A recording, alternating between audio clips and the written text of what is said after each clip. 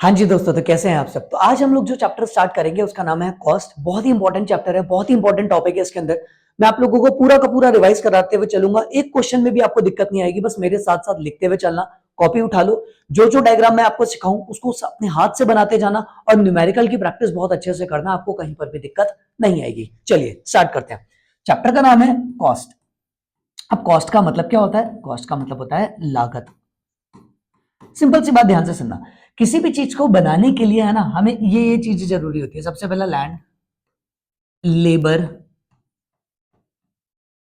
Capital और वो इंसान एंटरप्रेन्योर जो काम करेगा। जमीन तो चाहिए ही चाहिए जिस पे काम किया जाएगा, तो जमीन के ऊपर हम पे क्या करते हैं? रेंट। लेबर को क्या पे करते हैं? वेजेस। कैपिटल जो ओनर ने पैसा लगाया उसके ऊपर आप क्या पे करते हो? Sir interest. और एंटरप्रेन्योर को क्या चाहिए? प्रॉफिट। जो मालिक है वो क्या लेके जाएगा? प्रॉफिट। तो ये जो सारी चीजें हैं ना, ये बन जाती है आपकी कॉस्ट। अब आप बोलोगे सर मान लो अगर जमीन अपनी खुद की है तो क्या होगा? तो मेरे बच्चे, इकोनॉमिक्स के अंदर उसको भी रेंट माना जाता है और उसको बोलते हैं इंप्यूटेड रेंट। मेरे ध्यान से सुनना। मान लो अगर मैं अपनी ही प्रेमाइसिस पे आपकी क्लासेस ले रहा हूं, मुझे रेंट देने की जरूरत नहीं है, फिर भी ये मेरी कॉस्ट का पार्ट बनेगा। क्योंकि अगर मैं यहां नहीं पढ़ा रहा होता तो किसी और को किराए पे दिया होता तो मुझे रेंट मिलता ना। मैं यहां पढ़ा रहा हूं तो मैं रेंट पे नहीं दे पा रहा तो मेरे को नहीं मिल रहा, तो वो मेरी बन रही है कॉस्ट। इसको बोलते हैं इंप्यूटेड रेंट। तो बड़े ही ध्यान से सुनना। लैंड, लेबर, कैपिटल, एंटरप्रेन्योर, इनके ऊपर जो पे किया जा रहा है उन्हीं को क्या बोला जाता है? हमारी कॉस्ट, लागत। तो लैंड पे कर रहे हैं हम रेंट, लेबर को पे कर रहे हैं हम वेजेस यानी कि सैलरी वगैरह जो आप समझते हो, कैपिटल पे इंटरेस्ट दिया जाता है और एंटरप्रेन्योर को दिया जाता है प्रॉफिट। सर प्रॉफिट कॉस्ट कैसे है? मेरे बच्चे, बिजनेस अलग होता है और ओनर अलग होता है। आज अगर मैं अपने बिजनेस में काम कर रहा हूं तो मुझे बिजनेस से क्या चाहिए? प्रॉफिट चाहिए। तो बिजनेस को मुझे कमाकर देना है, तो बिजनेस के लिए तो एक लागत है ना, ये कॉस्ट है नहीं है। तो याद रखना। अब आपको बस याद रखना है अपने चैप्टर के हिसाब से, ये जो कॉस्ट होती है ना, ये दो टाइप की होती है। बड़े ही ध्यान से सुनोगे। कॉस्ट दो तरीके की होती है, एग्जाम में कई बार क्वेश्चन आता है। पहला होता है इम्प्लिसिट कॉस्ट और दूसरी होती है एक्सप्लिसिट। एक होती है इम्प्लिसिट कॉस्ट और एक हो जाती है हमारी एक्सप्लिसिट कॉस्ट। सर क्या डिफरेंस होता है इम्प्लिसिट कॉस्ट और एक्सप्लिसिट कॉस्ट में? एक ही लाइन में आपको समझा दूंगा, कभी दिक्कत नहीं आएगी। जो खुद के चीजों पे दिया जा रहा है,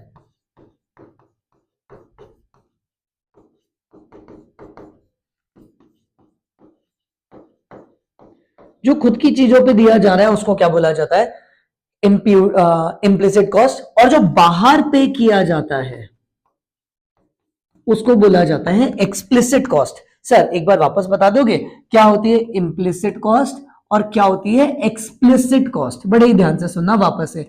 एक होती है इम्प्लिसिट कॉस्ट और एक हो जाती है हमारी एक्सप्लिसिट कॉस्ट।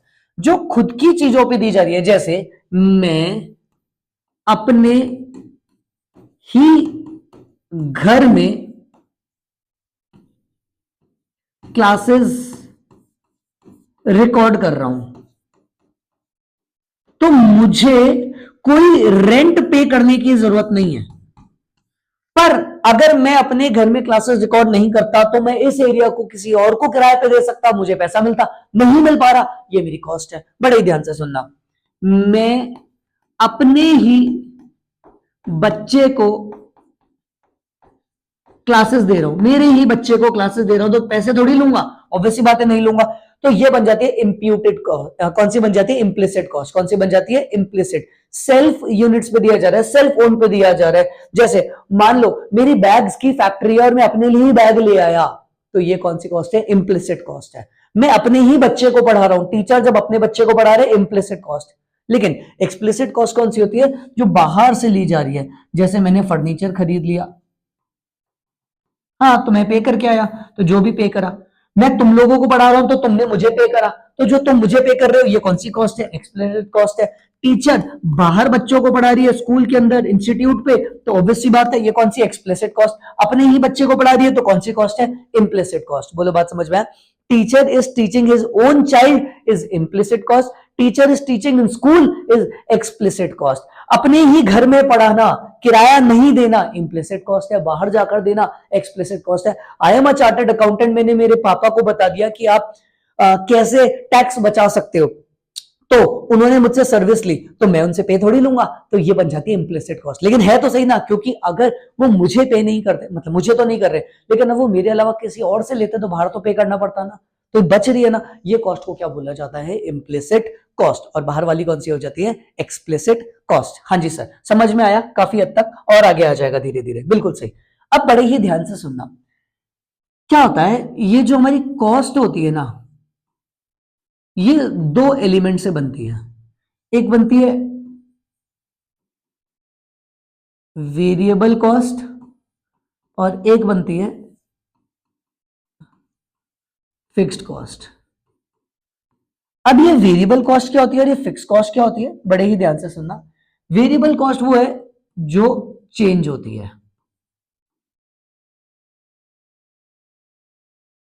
और फिक्स कॉस्ट वो है जो सेम रहती है। सेम सेम सेम एकदम सेम रहती है, कोई दिक्कत की बात नहीं है। और मैं आपको एक एग्जांपल देता हूं। मान लो मैंने क्या किया, एक रूम रेंट पे लिया, एक रूम रेंट पे लिया, और पर मंथ मुझे उसका पे करना पड़ता है ₹10,000। ठीक है। अब बच्चे मेरे से पढ़ने आते हैं, मैंने नया इंस्टीट्यूट ओपन किया, एक छोटा सा रूम लिया, ₹10,000 किराया। अब बच्चे मुझसे पढ़ने आते हैं, जब बच्चे पढ़ने आते हैं तो मैं उनको नोट्स प्रोवाइड कराता हूं और उसी नोट से पढ़ाता हूं। नोट्स की कॉस्ट है ₹500। ठीक है, नाउ लिसन वेरी केयरफुली। मुझे बताओ, जीरो बच्चे, अब तक कोई बच्चा पढ़ने नहीं आया, पूरा एक महीना निकल गया, कोई बच्चा पढ़ने नहीं आया और पूरा का पूरा महीना निकल गया, क्या मकान मालिक मुझसे रेंट चार्ज करेगा? Answer is yes, obviously sir, वो आपसे रेंट चार्ज करेगा। तो बच्चे जीरो हैं, फिर भी मुझे ₹10,000 का रेंट पे करना है। चलो अगले महीने मान लो 5 बच्चे आके बैठे, मुझे बताओ वो मुझसे रेंट कितना लेगा? ऑब्वियसली बात है सर, उसको तो अपना रेंट 10,000 चाहिए। मान लो 10 बच्चे आ गए, ओ भाई, तो अभी भी रेंट कितना है? 10,000 है। मान लो 20 बच्चे आ गए, पूरा रूम फिल हो गया, फिर भी रेंट कितना है? 10,000 है। सर रेंट थोड़ी चेंज हो जाएगा बच्चे बढ़ने या घटने से, मकान मालिक को क्या ही फर्क पड़ जाएगा? एक बच्चा आ रहा है, 2 बच्चे आ रहे हैं, 10 बच्चे आ रहे हैं, नहीं आ रहे, आ रहे हैं, आओ तो आओ, नहीं आओ मत आओ, हमें तो हमारा रेंट पे कर देना। ऐसी कॉस्ट को बोला जाता है फिक्स कॉस्ट, जो चेंज नहीं होती। लेकिन मुझे ध्यान से बताना, एक बच्चा आया तो मैं कितने नोट्स दूंगा? सर एक नोट दोगे तो नोट की कॉस्ट कितनी? 500। अब मुझे बताओ 10 बच्चे पढ़ने आए तो सर आपको 10 नोट्स देने पड़ेंगे, तो आपकी कॉस्ट हो गई 5,000। अगर मान लो 0 बच्चे पढ़ने आए तो नोट्स देना ही नहीं पड़ेगा। सर 20 बच्चे पढ़ने आ गए तो एक की कॉस्ट 500, 20 की 10,000। तो जैसे जैसे मेरे नोट्स बढ़ते जा रहे हैं वैसे वैसे मेरी कॉस्ट भी बढ़ती जा रही है, इसको बोलते हैं वेरिएबल कॉस्ट। वेरिएबल कॉस्ट वो वाली कॉस्ट है जो प्रोडक्शन के साथ साथ चेंज होती है, फिक्स कॉस्ट वो वाली कॉस्ट है जो चेंज नहीं होती। बोलो बात समझ में आया? फिक्स कॉस्ट वो कॉस्ट है जो चेंज नहीं होती, सेम रहती है।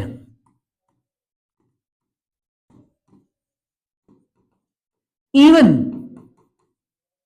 जीरो पर भी, जीरो मतलब 0 यूनिट पर भी लगती है। अब आती है वेरिएबल कॉस्ट, जो चेंज होती है, सॉरी जो चेंज होती है। किसके साथ? प्रोडक्शन के साथ। जैसे मान लो एक डेयरी मिल्क ₹10 की है, मुझे बताओ फिक्स कॉस्ट या वेरिएबल कॉस्ट? आधे बच्चों को लगता है सॉरी तो फिक्स कॉस्ट है, ₹10 की है तो 10 ही रहेगी ना। ना मेरे बच्चे, मेरी ध्यान से सुनना मेरे मुन्ने, देखो ध्यान से, एक डेयरी मिल्क ₹10 की, तो 2 डेयरी मिल्क कितने की हो गई? सर ₹20 की। 3 डेयरी मिल्क कितने की हो गई सर 30 की, 10 कितने की हो गई 100 की, 50 कितने की हो गई 5000 की। तो चेंज हो रही है ना, जैसे जैसे डेयरी मिल्क बढ़ेगी वैसे वैसे कॉस्ट भी बढ़ेगी, तो ये बन जाती है वेरिएबल कॉस्ट, जो प्रोडक्शन के साथ साथ चेंज हो रही है। लेकिन फिक्स कॉस्ट तो कभी भी चेंज नहीं होती, लेकिन वेरिएबल कॉस्ट की खासियत होती है ये पर यूनिट सेम होती है। ये पर यूनिट कैसी होती है, सेम होती है। बोलो बात समझ में आया? तो मैंने आपको बताई, एक होती है फिक्स कॉस्ट, एक होती है वेरिएबल कॉस्ट। थर्ड नंबर की जो कॉस्ट है आप चाहो तो मेरे साथ साथ लिख सकते हो, तीसरी होती है सेमी वेरिएबल कॉस्ट। अब सेमी वेरिएबल कॉस्ट कौन सी होती है, जिसमें फिक्स्ड भी हो और वेरिएबल भी हो। ऐसी कॉस्ट जिसमें फिक्स्ड भी हो और वेरिएबल भी हो। जैसे आपको पता है मेरे फोन का प्रीपेड नहीं है, पोस्टपेड है। मेरे फोन में बिल आता है, मेरे फोन में ना बिल आता है, मैंने 500 रुपए का प्लान ले रखा है। तो अब अगर मैं फोन यूज करूं या ना करूं 500 रुपए तो आएगा ही आएगा। लेकिन अगर मैं इंटरनेशनल कॉल कर लूं, ज्यादा इंटरनेट यूज कर लूं, तो ये जितना जितना यूजेज होगा उससे ज्यादा से बढ़ जाएगा। जैसे लास्ट महीने मेरा फोन का बिल आया 1200 रुपए, तो 500 तो फिक्स्ड है, ऊपर के 700, तो ऐसे को बोला जाता है सेमी वेरिएबल कॉस्ट। जैसे आपका इलेक्ट्रिसिटी बिल, घर का जो इलेक्ट्रिसिटी का बिल आता है, अगर आपको घर को लॉक करके एकदम मीटर डाउन करके भी घर छोड़ के 1 महीने के लिए वेकेशन पे चल जाओगे तो भी आपके बिल आएगा। जैसे पानी का बिल, आप पूरे साल नल मत चालू करो फिर भी पानी का बिल आएगा, वो हिस्सा होता है फिक्स कॉस्ट। लेकिन जैसे जैसे आप उसको ज्यादा यूज करोगे तो उसमें बन जाएगा, वो बनती है आपकी वेरिएबल कॉस्ट। बोलो बात समझ में? हाँ जी सर। तो कितनी कॉस्ट हो गई? 3। एक फिक्स कॉस्ट, दूसरी वेरिएबल, तीसरी सेमी वेरिएबल, फोर्थ होती है स्टेप फिक्स्ड कॉस्ट। ये क्या होती है, एक हिस्से तक तो फिक्स रहती है, उसके बाद ये चेंज होना स्टार्ट कर देती है। एक हिस्से तक तो क्या रहती है, ये फिक्स रहती है। जैसे फिक्स्ड, अब बढ़ेगी, फिक्स्ड बढ़ेगी, फिक्स्ड बढ़ेगी, फिक्स्ड बढ़ेगी, ऐसे। तो जैसे मैं आपको बताऊं, मान लो कि ट्रांसपोर्टेशन कंपनी ऐसे बोलती है 500 ग्राम तक अगर आपका कोई भी पैकेज है तो हम 50 रुपए कुरियर चार्जेस लेंगे। लेकिन 500 ग्राम से ज्यादा और 1 केजी तक है तो हम 80 रुपए लेंगे, और 1 केजी से भी ज्यादा है तो हम 150 रुपए लेंगे। इसका मतलब अगर 49 ग्राम भी है तब भी 50 रुपए, 40 ग्राम है तब भी 50 रुपए। समझ रहे हो? 500 ग्राम तक 50 रुपए, 1 ग्राम भी छोड़ के आऊंगा ना तो भी मेरे 50 रुपए ही लगेंगे। लेकिन जैसे ही 501 हो जाएगा, यानी कि एक टाइम तक तो फिक्स्ड, फिर बढ़ेगी, एक टाइम तक फिक्स्ड फिक्स बढ़ेगी, ऐसे। तो इसको बोला जाता है स्टेप फिक्स्ड कॉस्ट। 5वें नंबर की कॉस्ट एक और होती है जो आपको याद करके चलनी है, that is sunk sunk cost. Sunk cost को आपको बस ऐसे याद रखना है, वो कॉस्ट जो डूब गई, वो कॉस्ट जो डूब गई, इररेलेवेंट कॉस्ट। मैं आपको एक बात बताता हूं, जब मैं सीए का कोर्स कर रहा था ना, तो मेरे को ऐसा थोड़ा सा पैशन था मैं फोटोग्राफी भी कर लूं। तो आपको पता है मैंने ना फोटोग्राफी का एक फॉर्म भर दिया था, है ना, 2000 रुपए का फॉर्म था। 2000 रुपए में पे करके आ गया था, फिर मैं सीए करने चला गया। मुझे पता ये जो मेरी कॉस्ट लगी है क्या काम की? अब सर आप फोटोग्राफी सीख सकते थे, अरे नहीं सीखा, मैं गया ही नहीं, मैं बस फॉर्म का पैसा पे करके आ गया। क्या अब जीवन में काम आएगा? सर वैलिडिटी भी निकल गई। अब मैं तो बताऊं वो इंस्टीट्यूट भी बंद हो गया, काम का है क्या अब? नहीं, ये पैसा डूब गया, ये पैसा डूब गया, कभी काम नहीं आएगा। जो पैसा डूब जाता है उस कॉस्ट को बोला जाता है संक कॉस्ट। संक मतलब डूबना, संक मतलब डूबना, तो ऐसी कॉस्ट को बोला जाता है संक कॉस्ट। आई होप आपको सारी की सारी कॉस्ट समझ में आई होगी। तो मैं आपको बता देता हूं, मैंने आपको टाइप ऑफ कॉस्ट बताई जो आपको याद रख के चलनी है। बड़े ही ध्यान से देखना मेरे बच्चों, 1 2 3 4 5। पहला fix cost, variable cost, semi variable cost, step fix cost और संक कॉस्ट। आपसे कोई भी पूछ ले टाइप ऑफ कॉस्ट तो बता देना ये टाइप की कॉस्ट होती है। बोलो बात समझ में आया? Fix cost, variable cost, semi variable cost, step fix cost और सम कॉस्ट। बोलो क्लियर है? हाँ जी sir. Now listen very carefully. और मैं आपको इस चैप्टर का बहुत ही प्यारी चीज सिखाता हूं। क्या होता है, हम जो ये पूरी की पूरी कॉस्ट पढ़ रहे हैं ना, अभी जो हम पढ़ रहे हैं वो पढ़ रहे हैं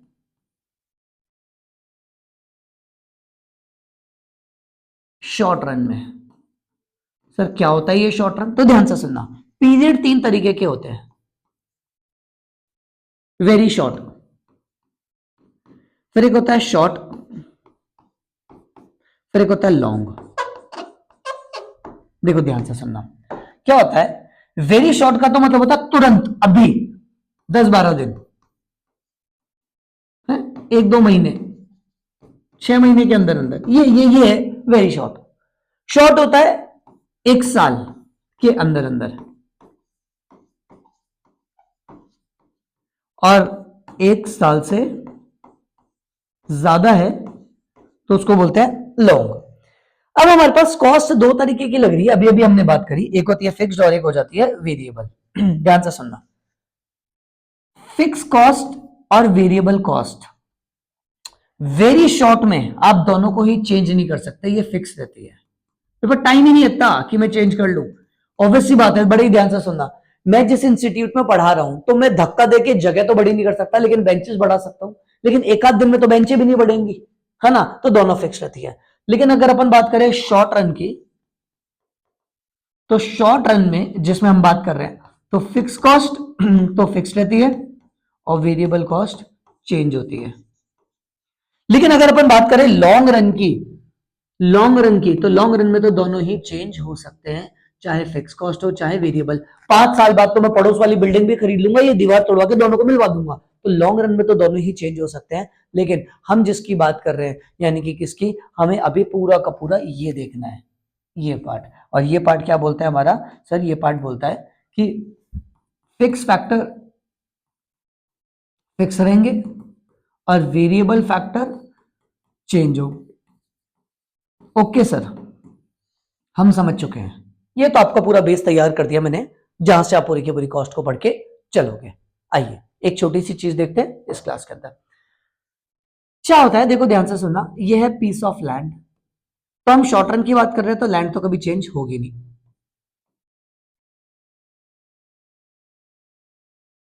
लेकिन अगर हम बात करें लेबर की, हाँ, तो वो चेंज हो सकता है, क्योंकि वो तो वेरिएबल है। तो अब हमारी टोटल कॉस्ट कैसे लगती है? तो बड़े ही ध्यान से सुनना। जैसे जैसे लेबर काम करता जाएगा कॉस्ट लगती जाएगी। मैं पूछना चाहता हूं, जब लेबर ने काम ही नहीं किया तो क्या कॉस्ट लगेगी? जब लेबर ने काम नहीं किया, लेबर जीरो थे, तब कॉस्ट लगेगी? हाँ सर लगेगी। फिक्स कॉस्ट तो लगेगी ही लगेगी ना। बहुत बढ़िया, आगे देखो। जैसे जैसे लेबर बढ़ते जाएंगे पैसा बढ़ता जाएगा। मान लो 70, 80, 120, 200, 300, है ना? यहां से अपन चले गए 420 और उसके बाद अपन चले गए 560। ये अपनी कॉस्ट है। अब ये जो टोटल कॉस्ट होती है, मैंने आपको बताया था इसके दो हिस्से होते हैं। टोटल कॉस्ट के कितने हिस्से होते हैं सर? दो हिस्से होते हैं टोटल कॉस्ट के। कौन कौन से? एक होता है फिक्स कॉस्ट और एक होती है वेरिएबल कॉस्ट। तो बड़े ही ध्यान से सुनना, हम इसको आगे देखते हुए चलेंगे।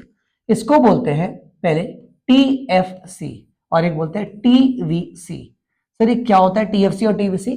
तो टीएफसी का तो मतलब है टोटल फिक्स कॉस्ट और टीवीसी का मतलब है टोटल वेरिएबल कॉस्ट। अपन किसकी बात कर रहे हैं? TFC, total fixed cost. किसकी बात कर रहे हैं? Total fixed cost. बड़े ध्यान से सुनना।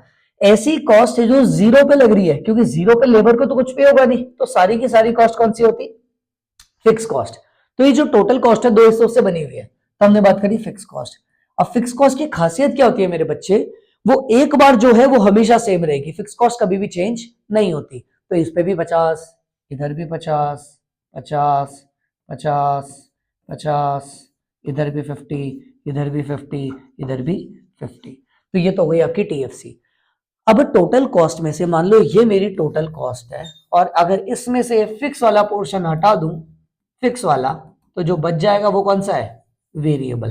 तो ऐसे ही टोटल कॉस्ट में से फिक्स कॉस्ट हटा देते हैं, तो जो बच जाएगी वो कौन सी होगी? आपकी वेरिएबल कॉस्ट। तो 0, 70 माइनस 50 20, 30, 70, 150, 250, 370 और 510, ये आपकी बन गई टोटल वेरिएबल कॉस्ट। तो ये होता है labour total cost, total fix cost और टोटल वेरिएबल कॉस्ट। एक और चीज आपको जो देखते हुए चलनी है वो होती है एक मार्जिनल कॉस्ट।